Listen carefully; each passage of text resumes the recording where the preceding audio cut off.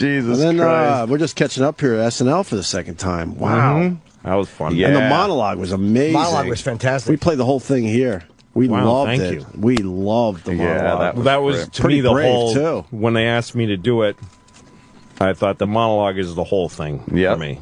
Right. And so I worked really hard on it. That's probably the hardest I've worked on a set. Like how many times I ran it in clubs. Yeah. And I tried to run it in places that were bad. Because when I go sometimes to the cellar, I get a lot of goodwill. Right.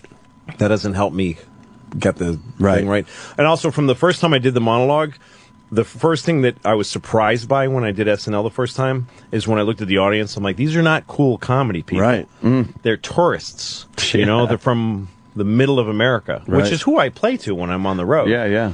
But it's not a New York vibe. No. So I thought I got to get this set to be foolproof. My feeling was I didn't want to do a set that pandered to that crowd.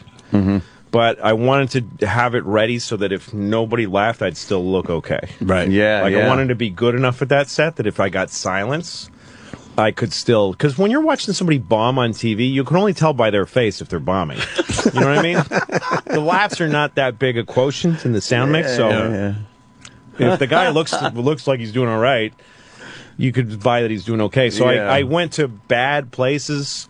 like, basement of bars in the Lower East Side. There's like some stand-up gigs in these places now. Wow, and I was looking on websites for shitty little stand-up venues. Shit.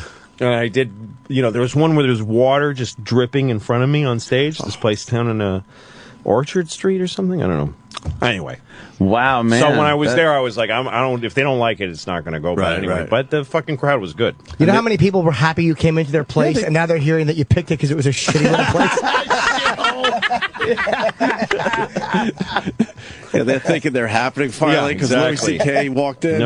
No, and Lauren really helped me with the monologue, actually, because in Dress, I did 12 minutes. And I came off of there feeling like that's the greatest set I ever did. This was dress rehearsal. I was headed for a disastrous, because it's very bad to have a good dress rehearsal for something then do the real show. Anyway, I was so excited, and my manager said, don't let him cut anything. It's perfect the way it is. So I went up to the big meeting they have between dress rehearsal and the show. Right. And Lauren said, so you did 12 minutes in the monologue. How much do you want to do on air? Oh. And I said, I want to do 12. And he goes, you're not doing 12. Wow. He said, you could do 7. And I said, what if I just keep going? What if I go over? And he goes, well, then we'll know that you have no discipline or ability to edit yourself. And he said, this is in front of everybody. Holy fuck. And I was like, all right. No discipline. Yeah. He goes, there are cuts in that monologue. It was good, but there were stops and starts. There were places you could cut, and I was like, fuck you. I was really mad. And then later, the timing lady said, we're 1 minute under for the show. They figure out the timing. And I said, well, then I'll do 9 minutes. And Lauren said, hey, calm down. That's the first time he ever talked to me like that. Like, calm down. So I said, I want to see the monologue. I want to see it from Dress. Show it to me. And he goes, go ahead. Give him a, It was a little tiny bit tense because I was being really defensive. No shit. And so I watched the monologue from the Dress, and I was like, holy fuck, there is a lot of cuts in this. This is not that good. Like, I was embarrassed. He saved me from going out there. Wow, man. Because there's a bunch of bits that did okay, but I blew them up in my head. It's the worst case scenario, is a rehearsal, and you're like, I'm the greatest ever. It's all gold. And then on air, I would have fucking stunk for too long. Wow. So I sat with Michael Shea, who's a comic who writes for the show. Yeah, he's really funny. Very funny guy, and he sat with me to have another critical eye. It's very weird and embarrassing to ask another comedian, do you think this is funny? So I knew that was a good test of it. No So it shit. brought me back down to the earth that I was on when I was doing the sets, which is let's expect this not to go well. And then I left that earth with the dress rehearsal. I'm the best there ever fucking was, and I can do 12 minutes. And then with Michael Shea, I'm like, please tell me if this is funny. I don't know if this is funny. I don't even think I have 5. Yeah, exactly. I started to think, I don't think I can have. I might can you have do 4. that joke twice? Hey, at least Michael had the balls to tell you. That's hard to tell the biggest comic in the country. Look, that one you should cut. I mean, that's good for him. Really, really helpful. What time was all this going on? How close to the actual This show? is, the dress rehearsal. Fuck, I think it starts at like 9 or something. I mean, you don't have a lot of time. How nerve-wracking they're getting Couple ready. hours Yeah, tops. there's a thing. There's a woman coming on. 3 minutes to air, and this is fucking live air. And I'm watching the other one. I'm going trying to cut in You my still head. watch it 3 minutes before air? Yeah, and I was watching it and kind of cutting in my head. Are you just shitting yourself at this point? I mean, yeah, but I've honestly. been in that position. Right. So, yeah. So then when I hit the door, the back of the door that you come out for the monologue, I was like, I think I'm ready. I know what I'm not doing, and we'll just see how it goes. So that uncertain, nervous energy. You fucking need that to do that kind of thing well. Right. If you come out like, hey, I got this. You're fucked. So I invested like 3 weeks of preparation to feel that way. And I lost it, and when I could have, Did it help? Did it help you to kind of have that shit to go over right before? Because then you're not focusing, like you're not just sitting there in front of the mirror going, "Okay, 10 minutes." True. Okay, yes, 9 minutes. That's true too. The more you focus on the actual work and the content, that's the only thing that's going to save you. It's thinking about the spectacle. And I said it. Sam Smith, the musical guest, he had never been on anything. They found him at South by Southwest, and I asked him before the show, "How you doing?" And he said, I'm shitting myself. Irish, English guy. I'm shitting myself. And I said to him what I was thinking, which is just think about the song. Just think about why you wrote that song or what are you singing about.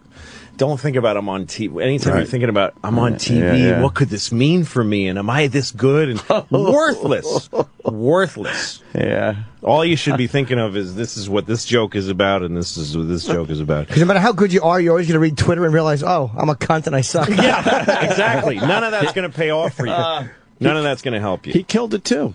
You couldn't tell it. It's Sam. Yeah, he did a good job. Yeah, I thought so.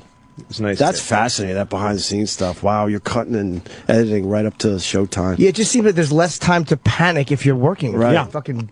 So That's right. How many minutes was it in the end? 8? 8 minutes. It was 8. Yeah. It was. I know it was about. I don't remember. It was about God and it was about. Dying. I forget what it was about, but it was. I remember I watched it and we played. It was amazing. We loved it. Like, what a ballsy fucking live TV monologue. Well, you know what I was impressed by was they don't vet your dialogue at all, your monologue. They said nothing to me about it. Like, I thought, am I going to have to defend these jokes? Right. And I actually, the thing about somebody's got to check under the porch of God's porch to see if there's a dead lady under it. I thought about doing that only at air because I thought if I do it at dress, they might say something. But then I just felt it's not fair. They were so nice to me. Yeah. So I did it. Nobody from Standards or anything came up to me. Oh, good for you. Not a word. So a dress rehearsal, it's just the exact same show. Yes. And is that in case there's a meltdown or a disaster, they can just air it? No, there's like almost twice the show. Oh, okay. The show at dress rehearsal is so they can choose the sketches and stuff. They do like, if there's like 8 sketches on the show, they do like, I don't know, 15, 16 at dress. Wow. I probably have the numbers wrong, but they do. Then they so can they pick and choose what decide like really what worked and. Remember how guys pick like the order. Daryl Hammond survived for that many years in that high pressure? That's a high pressure performing situation. I love it. It's my favorite thing. I love it. Especially after this last time. It's so fucking fun. You feel so alive for that whole week. The amount of pressure on you every day and the amount of stuff that goes on. And it's such your heart's beating all week long. And they still have those crazy schedules, or have they calmed down where everyone stays up for? Well, the writers are up all night, pretty much every night. And they're punchy. There's something about being punchy, though. Yeah. You know, it's good. It's good for you, I think. And I mean, these are young. Sketch writing is a young woman's thing. So there are some veterans there. There's a few veterans. You get to leave after the week, and then they just another. They say week Monday morning they're there with fucking. They got to start over, and it's crazy. It's week after. That's crazy. I wonder what it's like to have a douchey guest host. Like, I'm sure some of the guys that guest hosts aren't nice or comedians who understand humor that well, and that's got to be really frustrating or difficult. Sure, they have no problem telling the new host who the assholes were. Yeah, you get to find out.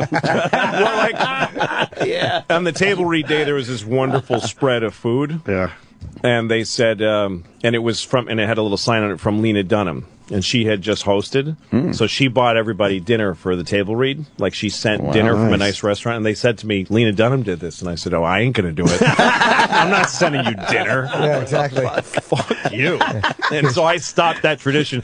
That probably could have been a tradition. Right. That would have gone on for years. Then I did it. And then the next person. But I said, I'm going to stop it here and save the next Seth Rogen from having to do it. Right. Yeah, Lena Dunham sent us dinner, and Louis left a bag of chips, and that was it. Yeah, for someone to clean up.